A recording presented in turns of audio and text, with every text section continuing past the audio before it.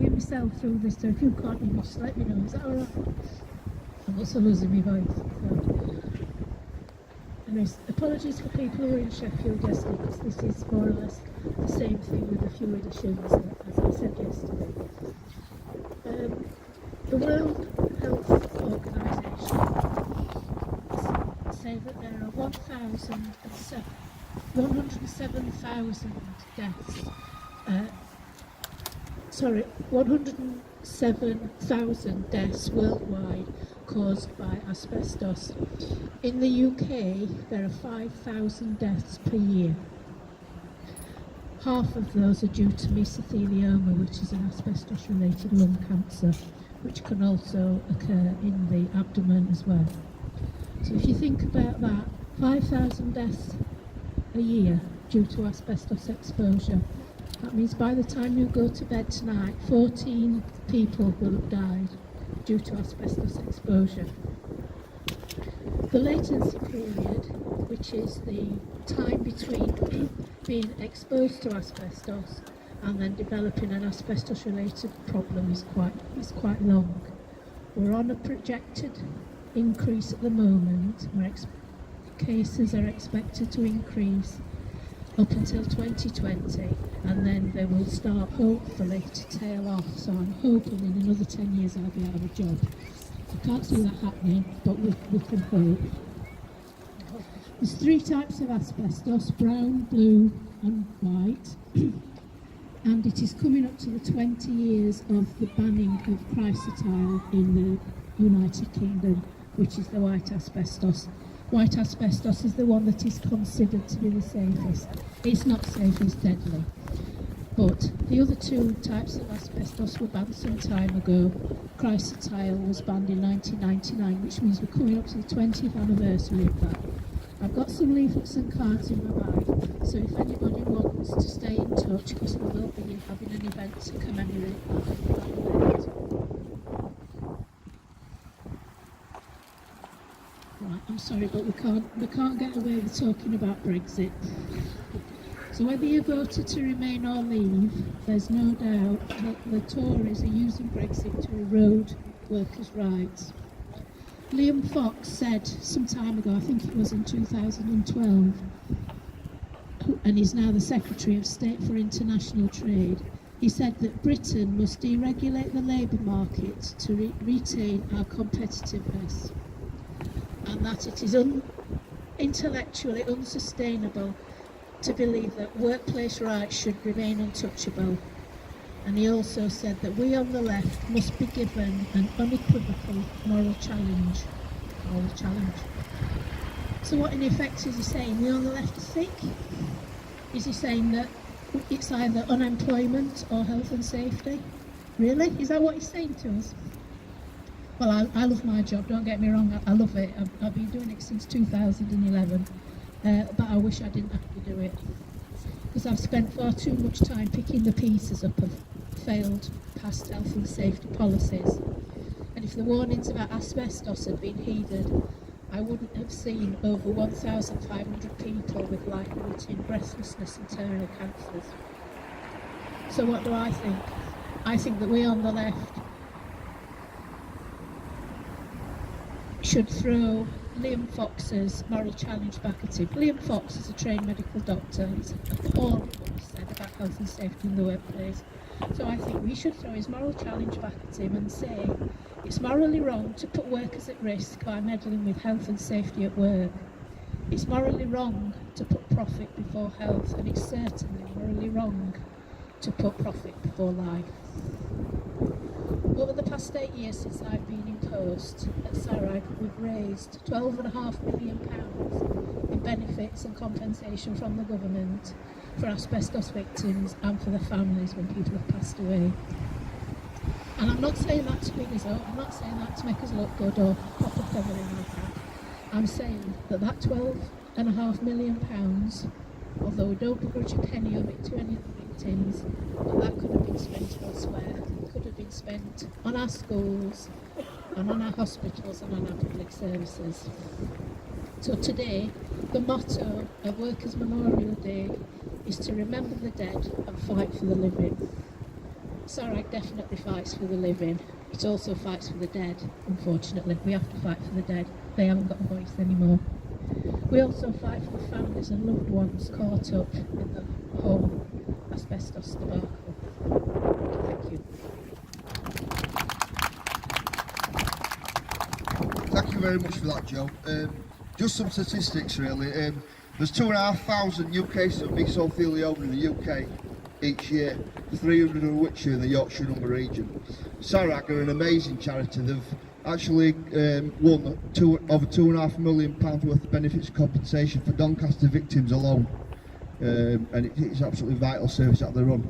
Now, I've been doing a bit of work with asbestos related things at Leeds University, and something absolutely alarmed me, a story that I heard from one of the members there.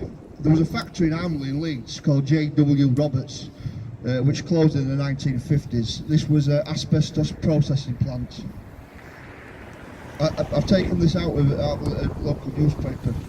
It says the J.W. Roberts factory in Armley spewed out asbestos dust which covered the roofs of surrounding houses. Children played in the dust in the streets, making snowballs which we threw around, oblivious to the danger.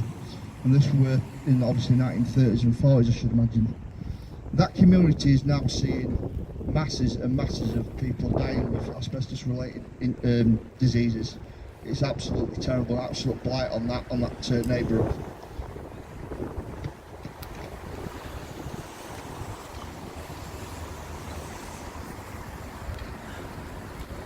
Our next speaker is Abel, Northern Rail employee in RMT Sheffield District Branch Secretary. Emma's going to speak about the importance of guards on trains and how they contribute to people commuting to work safely. Hello, I'm Emma. I'm a Northern Rail guard, been involved in the DOO dispute for the last 2 years. I'm also Sheffield and District Branch Secretary.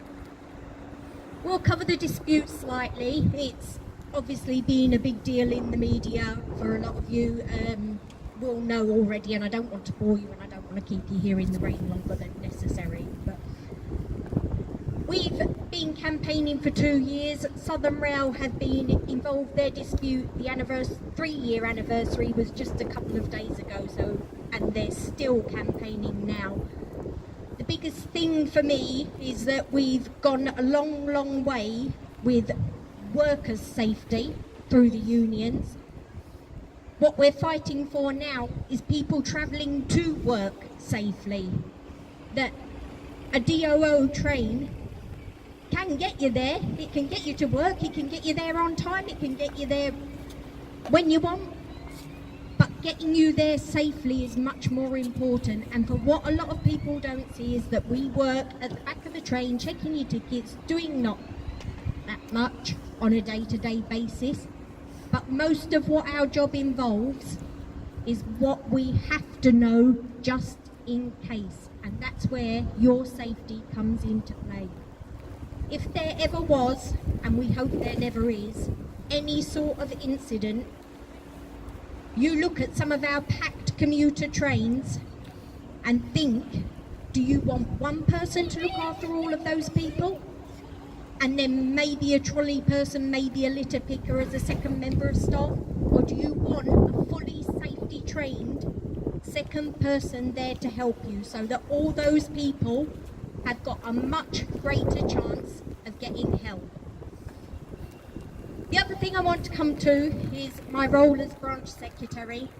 I deal with not just the Arriva employees who've been involved in the dispute, but hundreds and hundreds of other employees, and many of those are employed in small workplaces where the privatised system we've got now has meant that services on our public transport have been subcontracted.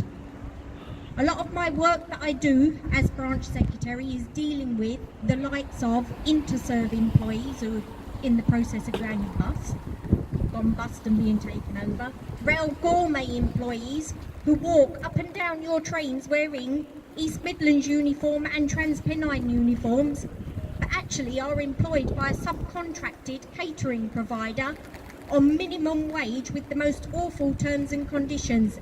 And the biggest shock is that in most of those workplaces we don't have any health and safety reps because the turnover's so high we can't get in there to get reps organised, because the bosses take one look at anyone who gets involved in the union and start coming down hard on them and put them off. We have still got workplaces where there is a lot of work for us to do as trade unions. And the biggest thing that I want to take from today is that we are here to commemorate and remember everyone who has gone to work and not come home, but that we need to take a big deep breath and keep that fight going. We don't become complacent at what we've already achieved. There are still hundreds of little workplaces out there where we need to fight for the living still. Thank you. Thanks very much, Emma. Just a quick story. When I was a new Unite steward, about nearly 10 years ago now, did my first day's training medal coming back on the train to Abel, where I live. And the train stopped in Swinton on the way. And basically everyone asking what were happening, and the guard says, "I'm really sorry, there's some idiot trying to set fire to a girl's bag on the train." Now, if it weren't for the guard, you know, what might have happened? You know, bag could have gone up in flames. And if it's like my wife's bag, she carries all sorts of flammable stuff in. You know, it's quite dangerous things, women's handbags, to be brutally honest, when it comes to fire. But seriously, you know, trying to get the attention of a driver to make that phone call to the British Transport Police, stop the train, you know, make sure everyone's safe. Guards are absolutely essential, and we've got to fight to keep them, because there's no doubt about it, the bosses want rid of the guards just to save money, and they're a safety critical, you know, personnel on all trains.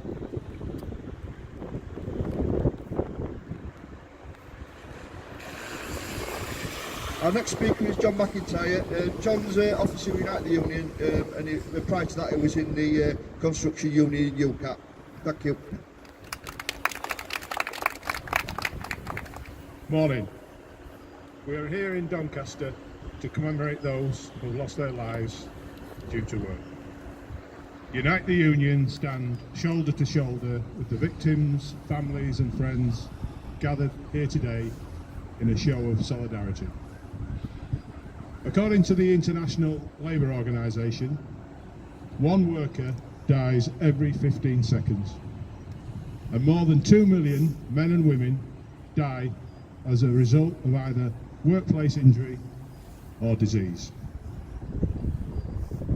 Hazardous substances kill 440,000 workers annually, and as already has been touched on, asbestos alone claims 100,000 workers.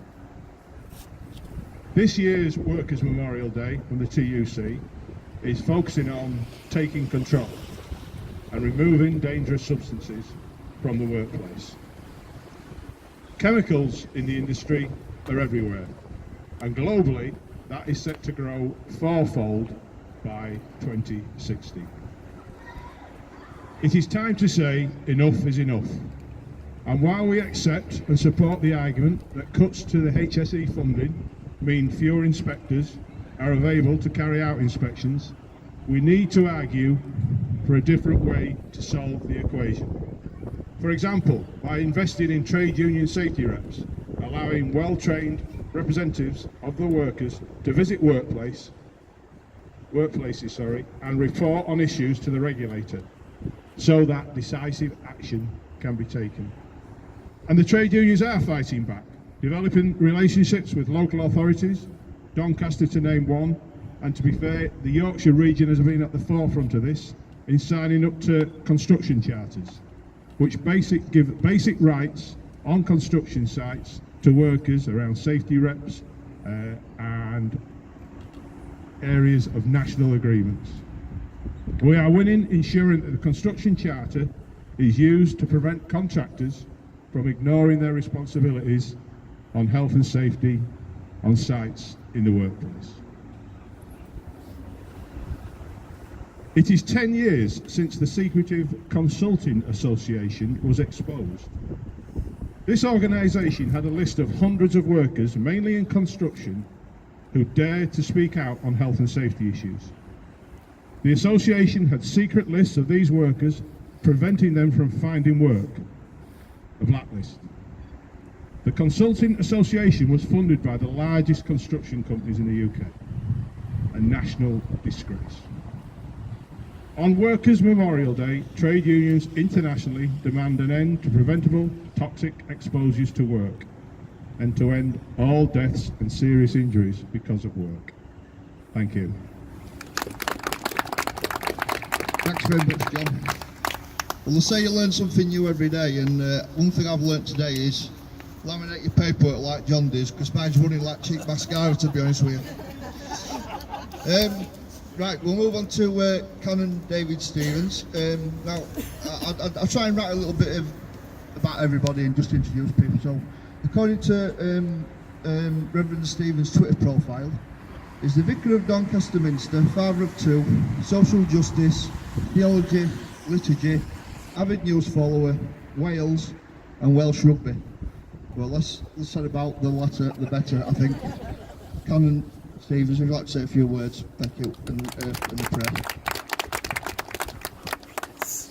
Thank you very much indeed. You'll be pleased to know I won't mention the rugby.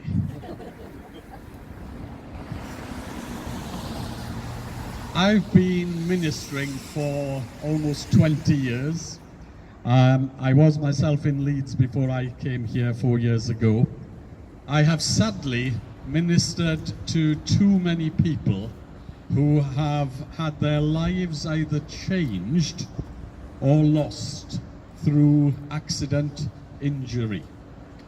I remember sitting by the bedside of a roofer who broke his back when he fell off a building that he was working on.